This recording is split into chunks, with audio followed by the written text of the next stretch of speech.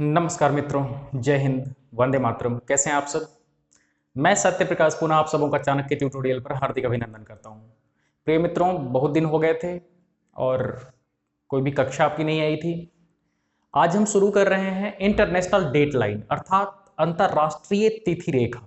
बहुत ही महत्वपूर्ण यह टॉपिक है और बिल्कुल समझने वाला टॉपिक है और आशा है कि बहुत अच्छे से मैं इसे आपको समझाऊंगा व आपको समझ में भी आएगा। जो लोग पहली बार वीडियो को देख रहे हैं उन्हें भी सारी चीजें समझ में आएंगी, लेकिन आप इसके पिछले पार्ट को अवश्य एक बार देख लें, ठीक है। साथ ही मैं आपसे यह भी निवेदन करता हूं कि यदि आप नए हैं, यदि आप हमसे नए जुड़े हैं, चैनल को सब्सक्राइब करना ना भूलें तथा साथ ही अपने मित्रों से भी इसे साझा करें। एक और बात कि जो भी ऐसे वंचित छात्र हैं या फिर जो गरीब तबके के छात्र हैं, जो अच्छे कोचिंग इंस्टीट्यूशंस को फीस देने में सक्षम नहीं है, उन लोगों को हमसे अवश्य जोड़ें ताकि उनका मार्ग प्रशस्त हो सके, वे भी अच्छी कोचिंग के जरिए अपनी तैयारी को सुचारू रूप से आगे बढ़ा सकें। आइए मित्रों, बात करते हैं इंटरनेशनल डेटलाइन की। देखिए, आईडीएल इंटरनेशनल डेटलाइन, सर्वप्रथम आप देखें कि अंतरराष्ट्रीय तिथि रेखा लगभग 180 डिग्री देशांतर पर है, लेकिन 3 जगह पर यह अलग अलग है। एक बात समझनी होगी हमें, हमने देशांतर रेखाओं को देखा था, 0 डिग्री को हमने देखा था, जीएमटी है वो, ठीक है, जिसे आपने मध्याह्न रेखा भी आपने कहा था, ठीक है। तो उसे हमने देखा था। 0 डिग्री को ही आखिर क्यों बनाया गया, उसी को क्यों रेफरेंस लिया गया? एक बात आपके दिमाग में यह चीज आती होगी। और 0 डिग्री को लिया गया तो उसे लंदन से ही क्यों पास कराया गया? कहीं अन्य से भी से तो पास हो सकता था, भारतवर्ष से वो पास हो सकता था। प्रिय मित्रों, इसके पीछे सबसे बड़ी वजह यह है कि उस समय हर जगह लगभग अंग्रेजों की हुकूमत थी और उन्होंने जैसा चाहा उस ढंग से अपना कार्य किया, ठीक है। और 0 डिग्री को पास कराया कहां से? तो लंदन से, ठीक है, जैसा कि हम पिछले अध्याय में, पिछली कक्षा में हम लोग देख चुके हैं। अब देखो कि 3 जगह पर अब एक बात और आती है कि 0 डिग्री के बाद 180 डिग्री ठीक विपरीत क्यों रखा गया? यह अंतरराष्ट्रीय तिथि रेखा को 0 डिग्री के ठीक विपरीत ही क्यों रखा गया? यह भी एक मुद्दा बन सकता था कि ऐसा ही क्यों, कहीं और भी तो रखा जा सकता था। प्रिय मित्रों, इसके पीछे कोई ऐसा नहीं है या कोई सिमेट्री वाली कोई बात नहीं है कि 0 डिग्री के ठीक विपरीत ही हो, ठीक है। ऐसा इसलिए रखा गया अंतरराष्ट्रीय तिथि रेखा को क्योंकि समुद्री भूभाग जो है उससे अधिक और कहीं नहीं है, अन्यथा यह किसी न किसी देश को कट करता या फिर कुछ भी ऐसा होता, ठीक है। क्योंकि इंटरनेशनल डेटलाइन का अर्थ ही यह है कि उसके पार जाने पर तिथि में परिवर्तन होता है, ठीक है। तो यह 3 जगह जो अलग अलग है, 3 जगह डिफ्लेक्टेड है, उसके पीछे भी कारण यही है, ठीक है। उन 3 जगहों पर कहीं ना कहीं यह रसिया को काट रहा है, एल्यूसियन द्वीप को काट रहा है, ठीक है। तो इसके कारण, ताकि अब देखो कि अगर रसिया में किसी जगह पर अगर काटेगा यह इंटरनेशनल डेटलाइन, तो एक ही जगह, एक तरफ यदि 4 तारीख है तो दूसरी तरफ 5 तारीख होगा या 3 तारीख होगा। एक ही जगह 2 डेट कैसे हो सकता है? एक देश में दो डेट कैसे हो सकते हैं? यह संभव नहीं है, ठीक है। तो इसके कारण जो यह 3 जगह पर डिफ्लेक्टेड है, और वो कौन कौन से हैं? एलुसियन द्वीप, यूएसए, रसिया और समोआ द्वीप। क्लियर? स्पष्ट है सारी बात? इसको किन किन चीजों से मिलाकर के बनाया गया? ज्यादातर समुद्री, क्योंकि हमें ऐसे भूभाग की आवश्यकता थी जहां पर ज्यादा से ज्यादा समुद्र हो, ठीक है। ऐसे जगह की जरूरत थी, वहां से इस इंटरनेशनल डेटलाइन को पास कराया जा सके जहां पर अधिक से अधिक समुद्री भाग हो, जहां पर कोई देश ना आता हो या फिर स्थलीय भाग नहीं आता हो, कोई जनसंख्या नहीं आ रही हो। तो इसको बनाया गया। आर्कटिक महासागर, बेरिंग जल संधि, जल संधि को अंग्रेजी में स्ट्रेट बोलते हैं, ठीक है, और पैसिफिक ओशन अर्थात प्रशांत महासागर को मिलाकर के, ठीक है। अब थोड़ी सी बात को समझते हैं, ये बहुत महत्वपूर्ण है, समझने लायक। अभी तक तो थ्योरी की बातें थी, अब थोड़ी सी बातें यहां समझते हैं, यहां से प्रश्न भी बनते हैं, ठीक है। 180 डिग्री, मान लो कि यह अंतरराष्ट्रीय तिथि रेखा है 180 डिग्री, क्लियर, ठीक है। इसके वेस्ट जाने पर क्या होता है? डेट में 1 की वृद्धि हो जाती है। जैसे ये 180 डिग्री देशांतर है, कोई जहाज इधर से इधर आ रहा है, ठीक है, और इसने अंतरराष्ट्रीय तिथि रेखा को जस्ट क्रॉस किया, और इधर यदि 4 तारीख था तो ये क्रॉस करते ही कहां घुस जाएगा, 5 तारीख में, ठीक है, यानी कि आइडियल के ठीक पश्चिम में एक डेट की अर्थात एक डे की वृद्धि हो जाती है, ठीक है। तो क्या होगा कि पूर्व में जाने पर एक डेट की कमी हो जाएगी ऑटोमेटिकली, यदि इधर 10 तारीख है तो इधर क्या हो जाएगा, 9 तारीख हो जाएगा। क्लियर? तो ये बातें स्पष्ट हो गई होंगी, ठीक है। अब आगे आते हैं कि थोड़ा सा फ्लैशबैक में चलते हैं। हमने देखा था कि 15 डिग्री, ठीक है, 15 डिग्री देशांतर मूव करने पर क्या होता है, 1 घंटे का अंतर आता है। हमने इस चीज को पिछली कक्षा में डिटेल में देखा था, ठीक है। अब देखो कि यदि वेस्ट से ईस्ट की ओर हम चलते हैं और 15 डिग्री चलते हैं तो समय की वृद्धि होगी या कमी होगी, समय की वृद्धि होगी, इसके ठीक विपरीत है इसका कंसेप्ट, ठीक है, 1 घंटा बढ़ जाएगा। क्लियर? यदि वेस्ट से ईस्ट की तरफ यानी पश्चिम से, यानी कि पश्चिम से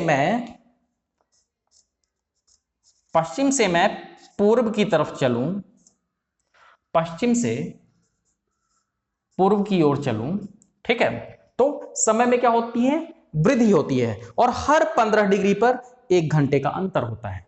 क्लियर? यानी कि पूर्व से पश्चिम की तरफ चलेंगे तो क्या होगा, माइनस होगा, और पश्चिम से पूर्व की तरफ चलेंगे तो क्या होगा, प्लस होगा। मेरे ख्याल से यह बात भी स्पष्ट हो गई होगी। अब देखो यहां पर हमने एक न्यूमेरिकल लिया है छोटा सा, ठीक है, यह इंटरनेशनल डेट लाइन है, ठीक है, यह क्या है, इंटरनेशनल डेट लाइन है 180 डिग्री। क्लियर? ठीक है, इसके 15 डिग्री कितना, ये लेना पड़ेगा हमें 15 डिग्री, ठीक है, 15 डिग्री पश्चिम आने पर, ठीक है, देखो डेट में तो चेंज हो ही जाएगा, क्योंकि इधर 4 जनवरी है तो इधर क्या हो जाएगा, 5 जनवरी है, बात को समझना, ठीक है। अगर इधर 4 जनवरी है तो इधर क्या होगा, 5 जनवरी, ठीक है, क्योंकि क्या है, इंटरनेशनल डेट लाइन के पूर्व में क्या होता है, एक दिन एक डेट कम जाता है, ठीक है। अगर इधर 5 है तो उधर क्या हो जाएगा, 4 हो जाएगा, ठीक है। लेकिन अब अगर समय की बात करूं, यहां 2 PM हो रहा है, तो 15 डिग्री जहां हम चले, यानी कि इस इंटरनेशनल डेट लाइन को टच किए, तो 2 PM से यहां पर क्या हो जाएगा, 3 PM, ठीक है, और फिर 15 डिग्री हम इधर आ रहे हैं तो क्या हो जाएगा, 1 घंटा और, यानी कि 4 PM, यानी कि 4 बज जाएगा, आप यहां लिख सकते हो 3 PM।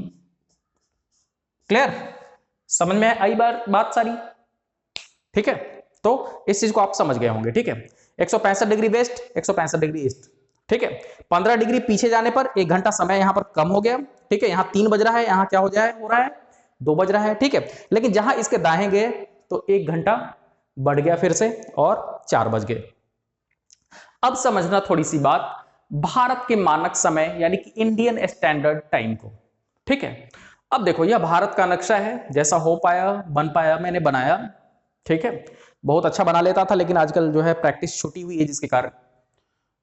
अब देखो कि जो इसका जो पश्चिमी जो भाग है, ठीक है, वह किस देशांतर पर है, 68 डिग्री 7 मिनट पर, ठीक है, और इसकी जो पूर्वी सीमा है भारतवर्ष की, वह है 97 डिग्री 25 मिनट। क्लियर?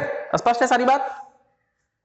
अब देखो कि इस दोनों के बीच में 97 में से घटाओ 68, ठीक है, तो आपको यह लगेगा कि 29 देशांतर रेखाएं लगभग इसके मध्य में हैं, ठीक है।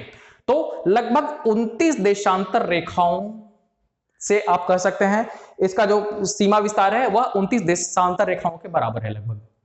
अब इस बात को समझो कि अगर यहां पर रखा जाता इंटरनेशनल इंडियन स्टैंडर्ड टाइम वाले, ठीक है, भारत के मानक समय को, तो देखो कितना अंतर हो जाता है यहां पर, लगभग 2 घंटे का, 29 यानी लगभग 30 मान लो, तो 30 चौका 120, 30 into 4, एक देशांतर रेखा क्रॉस करने में 4 मिनट, ठीक है, अर्थात 30 चौका 120 यानी कि 2 घंटे का अंतर हो जाता लगभग, ठीक है। इसलिए इसको ठीक बीचों बीच इंडियन स्टैंडर्ड टाइम को रखा गया, और वह क्या है, 82.5 डिग्री पूर्वी देशांतर भारत का मानक समय है।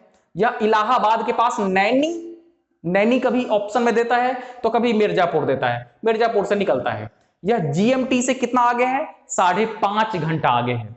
15 डिग्री पर 1 घंटा, 15 डिग्री पर 1 घंटा, 15 पचे 75, यानी कि 5 घंटा हो गया 75 डिग्री पर, और फिर 7.5 डिग्री यानी 15 डिग्री का आधा, ठीक है, यानी कि 5.5 घंटा आगे है।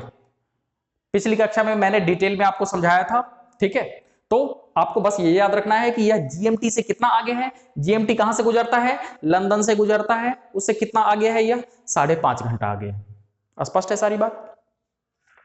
अब देखो एक और हमने प्रश्न उठाया है।